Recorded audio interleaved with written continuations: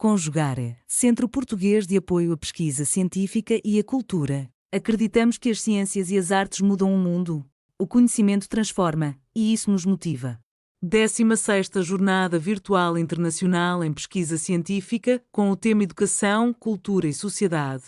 Realização dias 21, 22 e 23 de abril de 2026.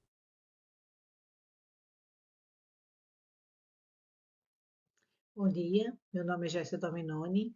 É um prazer participar com vocês na 16ª Virtual Internacional de Pesquisa Científica. Hoje eu venho para vocês apresentar um trabalho intitulado Autismo e Metacognição, Limites, Desafios da Educação Inclusiva no Contexto Português. Nessa comunicação eu proponho uma reflexão sobre a relação entre metacognição e educação inclusiva e a perturbação do espectro do autismo, considerando então os desafios que emergem quanto a modelos tradicionais, obviamente, de aprendizagem e a sua aplicação em contexto de diversidade neurocognitiva.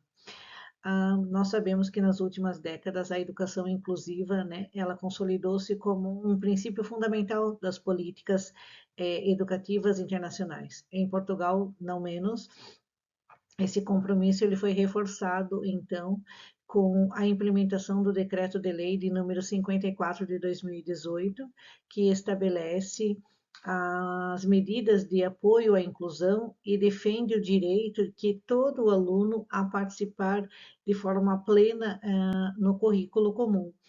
É, parece pouco, mas isto é muito quando temos um discurso e depois logo em seguida temos a prática. Eu me proponho a mostrar a vocês um pouco do trabalho que venho desenvolvendo como pesquisadora, mas para o nosso diálogo e uma conversa num todo. Esse trabalho tem o contexto, né, de absorção na educação inclusiva, nas políticas educativas, também na diversidade neurocognitiva nas escolas e a necessidade das práticas pedagógicas adaptadas. Sem esses três eixos, é impossível de fazer educação inclusiva e legitimar, então, a legislação, que é tão robusta e posta, porém, quando vai à prática, torna-se distinta e diferente. O problema desta investigação deu-se em modelos tradicionais de metacognição, baseado em população neurotípica, e os desafios quando aplicado a aluno com autismo, não por menos sendo um agravo, mas tendo esta barreira, vamos considerar. Lembrando que a metacognição ela é geralmente definida como uma capacidade de planear e monitorizar também, avaliar os próprios processos de aprendizagem.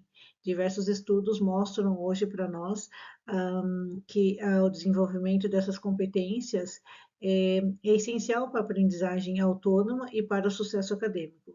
Contudo, se a gente for pensar, grande parte dos modelos da metacognição e autorregulação foi desenvolvido a partir de estudos realizados em populações neurotípicas. Esses modelos, eles, uma vez colocados, eles pressupõem níveis relativamente elevados de introspecção, flexibilidade de forma cognitiva, né, e a monitorização interna dos processos mentais. Esse trabalho ele teve, deixa eu colocar aqui, teve como objetivo fazer a análise crítica da aplicação dos modelos tradicionais de metacognição e refletir sobre as práticas pedagógicas inclusivas. Teve como metodologia ensaio teórico crítico, a revisão das narrativas de literatura, a educação inclusiva, metacognição e o autismo. A metacognição e o autismo, de forma a fazer uma triangulação, vamos considerar assim, traz diferenças no processo cognitivo, flexibilidade cognitiva e processos de processamento da informação. Quanto a esses pressupostos, né, nós temos que pensar que a aplicabilidade diretamente a estudantes com autismo pode sim surgir algumas limitações no dia a dia. A investigação mostra que o funcionamento cognitivo do espectro do autismo pode apresentar particularmente, né, um processo de informação na flexibilização cognitiva e na forma como o estado mental são interpretados. E aí vai muito também da formação profissional de quem está à frente a fazer esta leitura mais sensível com o fim de ajudá-los e colocar de forma plena essa metacognição como processo relacional da relação. A interação entre o estudante e o professor e contextos deve ser sempre mediada de forma pedagógica, obviamente, mas é um fator essencial.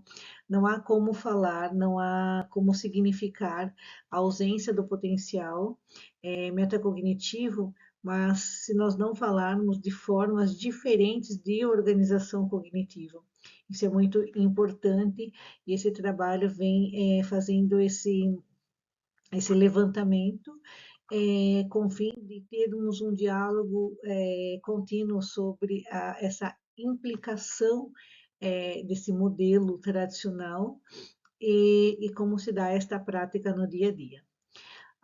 As implicações pedagógicas advêm de situações muito particulares, porque ao analisar criticamente a aplicação dos modelos tradicionais de metacognição e refletir sobre as práticas pedagógicas inclusivas, nós entramos novamente num triângulo, né? A estruturação das tarefas, os suportes visuais e o feedback formativo. Isso não significa, em hipótese nenhuma, não busca um sentido, né, que o trabalho assume de forma como um ensaio teórico, de fato, crítico, baseado numa revisão narrativa de literatura científica de áreas de educação inclusiva bastante abrangentes, da metacognição e de estudos sobre o autismo.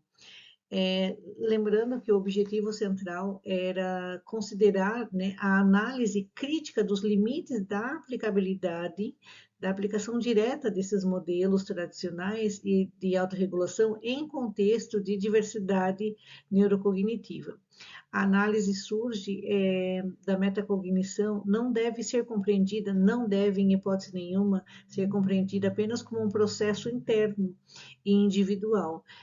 Pelo contrário, pode ser entendida mesmo como um processo relacional de mediação, para além do que emerge a interação entre o estudante e o professor em contexto pedagógico. Nessa perspectiva, a prática pedagógica ela desempenha um papel fundamental na organização da aprendizagem, da estrutura das tarefas e da utilização dos suportes visuais, principalmente na explicitação dos objetivos, do feedback formativo, e que pode funcionar mesmo como mecanismo de regulação partilhada. A conclusão desse trabalho, que é bastante grande para ser dividido em falas tão rápidas e de diálogo mesmo, mas a conclusão é, a inclusão ela exige uma reorganização pedagógica, sem reorganização pedagógica não há inclusão, e a metacognição como um processo mediador dessa estratégia.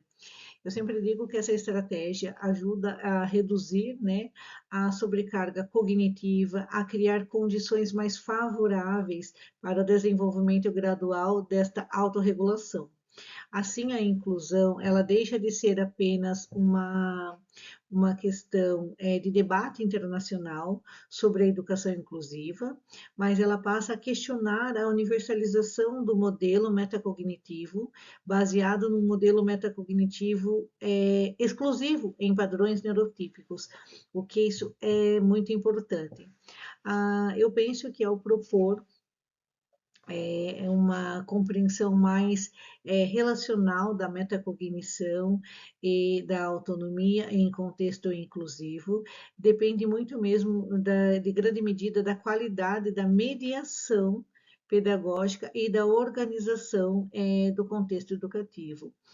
É importante que nós, os agentes, né, os professores, os coordenadores, os diretores de escola, os diretores de agrupamento, tenham a consciência que a inclusão exige reorganização pedagógica e que a metacognição, como um processo de mediação, ele é não só ilustrativo, mas ele é fundamental para a adaptação, para a procura, para a contribuição desse estudante para o sucesso escolar.